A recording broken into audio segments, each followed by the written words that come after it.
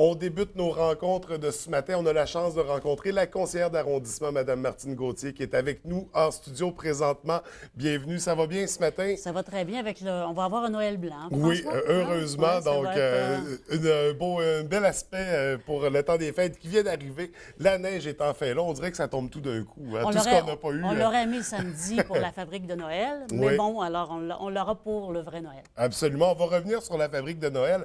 Mais d'abord, Martine, je peux difficilement passer à côté de la nouvelle qui est sortie dans les médias hier concernant la Maison du Pain. Je sais que c'est pas en lien avec ton rôle d'élu, mais l'ampleur qu'a pris la nouvelle, on doit faire un retour. Peux-tu nous expliquer un peu qu'est-ce qui est arrivé dans ce Ben, écoute, dossier-là? moi, là, sincèrement, François, ça fait depuis 2011 que j'avais donné un mandat pour vendre les Maisons du Pain, celle de l'Anse-Saint-Jean puis celle de l'Abbé. Alors, dans cette année-là de 2011, j'ai vendu celle de l'Anse-Saint-Jean puis Ouais. le bloc. Et la dame avait toujours le mandat de vendre mon bâtiment sur Bagotte. Je voulais vraiment passer à autre chose, François. Je voulais faire de la politique à 75 puis je voulais retourner à l'enseignement pour la culture entrepreneuriale. C'était mes OK. défis que je me donnais. J'étais en train de compléter un bac en enseignement professionnel, puis je voulais donner un peu ma couleur à l'entrepreneur. C'était les défis que je m'étais donnés à ce moment-là. Et Hélène n'a pas réussi à vendre le bloc de l'Abbé. Puis il y a quelqu'un qui m'a offert de louer avec option d'achat en 2012, la boulangerie. Et j'étais tellement rendue que c'était ça que j'ai accepté cette offre-là.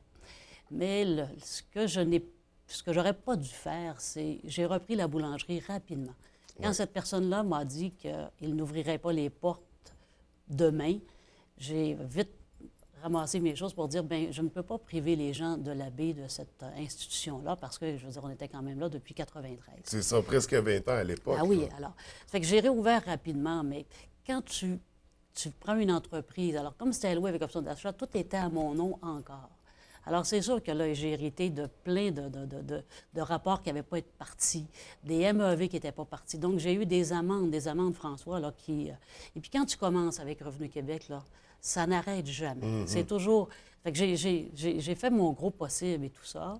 Et puis, quand je vous ai dit, François, en décembre 2014, que je fermais parce que j'étais fatiguée, que j'étais épuisée, ça en faisait partie parce que psychologiquement, François, c'est dur de savoir que tu as des dettes que tu n'es pas en mesure d'honorer, qui ne viennent pas toutes de toi, mais qu'il faut compléter. Alors, quand Claudine m'a offert de prendre la boulangerie, bien, moi, j'ai vu une lueur en me disant, bon, bien, elle va me payer les équipements, on va continuer à créer les emplois, puis je vais régler ce que je dois à Revenu Québec. Ça l'a tourné autrement, François, mais l'important, c'est que je sais une chose. D'ici le 31 décembre, j'aurai honoré ma dette parce qu'ils ont pris une hypothèque légale sur mes maisons, et donc je viens d'en vendre une. Et puis Revenu Québec est au courant, le notaire est au courant que le 30 décembre à minuit, les dettes vont être payées à Revenu Québec. Parce que j'ai un honneur, François. Et puis il n'était pas question pour moi de ne pas honorer cette dette-là, même si elle n'est pas toute à moi. Mais ça fait partie de la vie d'être un entrepreneur. Je peux même te dire ce matin que je salue les entrepreneurs hommes et femmes qui doivent être en affaires parce que c'est difficile maintenant avec des gens de Revenu Canada et Revenu Québec de faire des affaires. Ils sont de plus en plus mordants. Alors, je les salue. Je profite aussi, François, de tous ces événements-là pour te dire que il n'y a pas eu que des mauvais moments à la Maison du Pain. Tu sais, je regardais un peu un topo parce que hier soir, ça n'a pas été facile, François, comme femme d'affaires, comme politicienne, de voir ce qui s'est dit sur moi, sur mon intégrité. Mais j'ai créé des emplois pendant 20 ans. Puis j'ai honoré mes dettes pendant 20 ans, François, puis j'ai eu à peu près plus de 200 employés avec moi. Puis ce matin, je salue le courage des 6 employés qui ont resté là de la dernière année, qui ont tenu eux aussi à bout de bras leur loyauté. Moi, il y a des gens qui ont travaillé avec moi pendant 10 ans, qui sont encore là. Je salue Chantal, Martine, notre ami Mario comme boulanger, qui ont resté là, puis qui ont tenu ça. Et je sais que ces gens-là vont se trouver un emploi facilement parce que ça a été des gens loyaux, vaillants, puis intègres. Puis il y a encore des bons employeurs pour ces gens-là.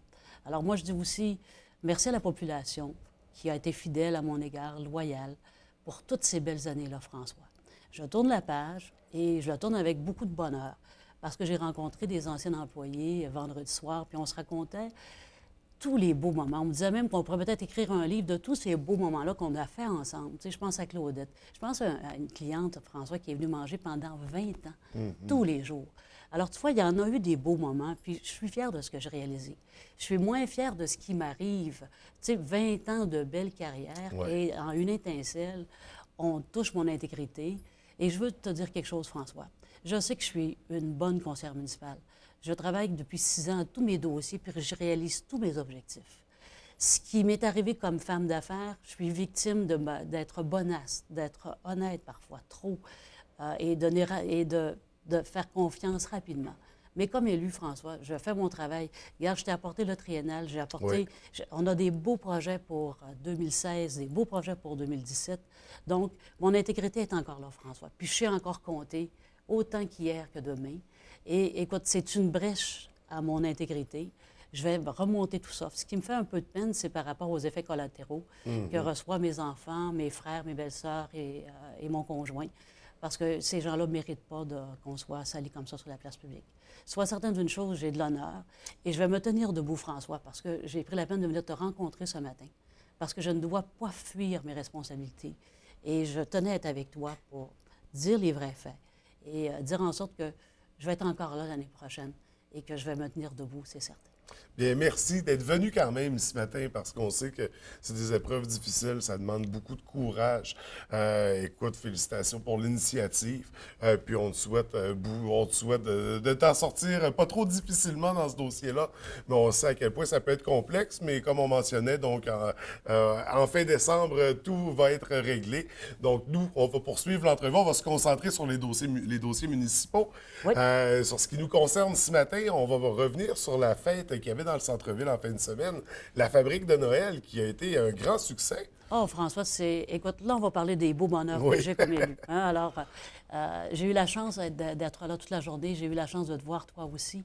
Écoute, nous avons eu 125 familles qui ont contribué à faire notre grande guirlande géante Oui. qui est dans le sapin actuellement, que nous avons pris soin de mettre à 16 heures.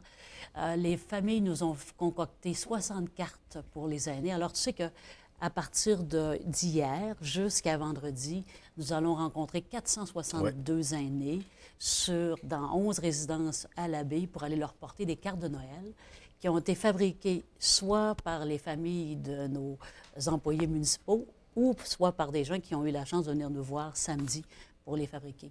Ce fut une journée magique. Et puis, tu as vu le feu d'artifice à la fin à 16h30. Oui. Plus de 300 personnes, François, assistaient au feu d'artifice. Donc, une belle magie. Un gros merci à des Sophie, à la Corporation du Centre-Ville, à Sabrina, à Pierre-Luc, des gens qui étaient là de cœur, puis surtout, puis tu auras la chance de la rencontrer demain, un gros merci à Nadine Oui, et son oui. équipe de la Maison des Familles parce que nous avons été reçus comme dans un grand foyer familial où il y avait place pour tout le monde. Et ça démontre encore comment la Maison des Familles est dynamique et que notre corporation est dynamique. Et donc, écoute, je pense que nos familles étaient extrêmement contentes. Puis, il y a eu un moment particulier, François, que je ne sais pas si tu as assisté. Nous avons 10 résidents du domaine du Cap qui avaient fabriqué des grosses boules de Noël qui ont pris soin de venir les mettre dans l'arbre à 14 heures en après-midi. Et c'était des moments magiques parce que là, tu voyais vraiment le volet intergénérationnel. Les aînés qui viennent porter des boules et les jeunes qui fabriquent des cartes de Noël. Donc, moi, je suis certaine qu'une édition à refaire parce que la population était au rendez-vous.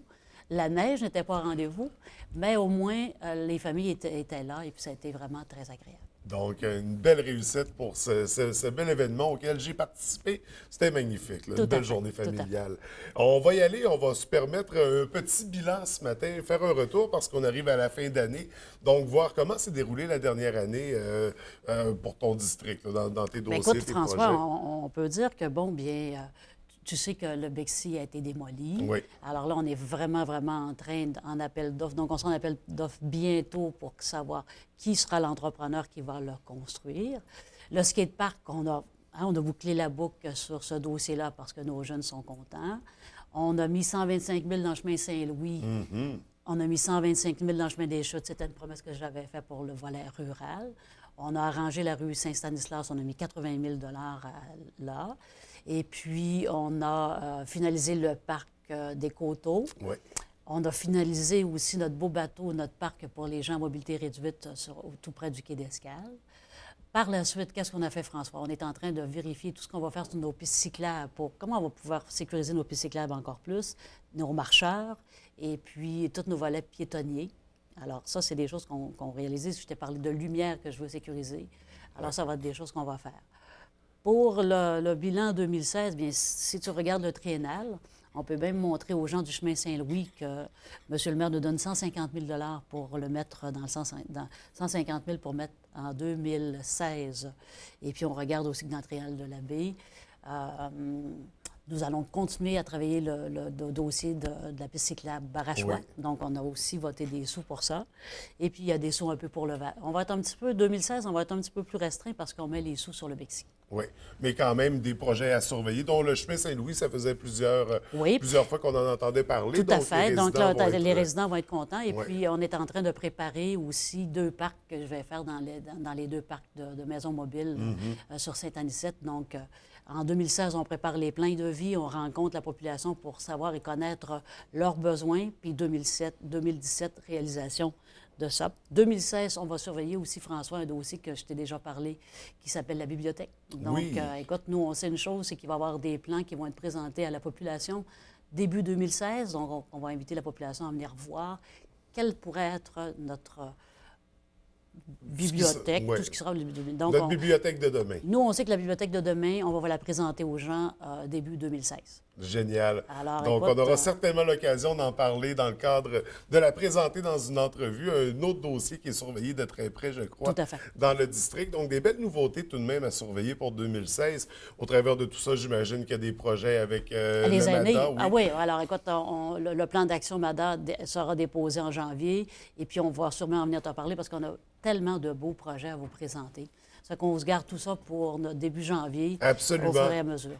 Écoute, Martine, merci d'avoir pris le temps de venir nous rencontrer ce matin. Vraiment, je te souhaite, malgré tout, un beau temps des fêtes. Ouais. Beaucoup de réussite dans les projets à venir. Puis on se revoit certainement en 2016 pour discuter de la suite. François, merci beaucoup. J'en profite pour dire à la population de passer des belles fêtes en famille, d'aller chercher le bonheur là où il est, parce qu'on est l'architecte de son bonheur ou de son malheur. Et moi, je vais être l'architecte de mon bonheur. Merci beaucoup, Ça fait Martine. plaisir.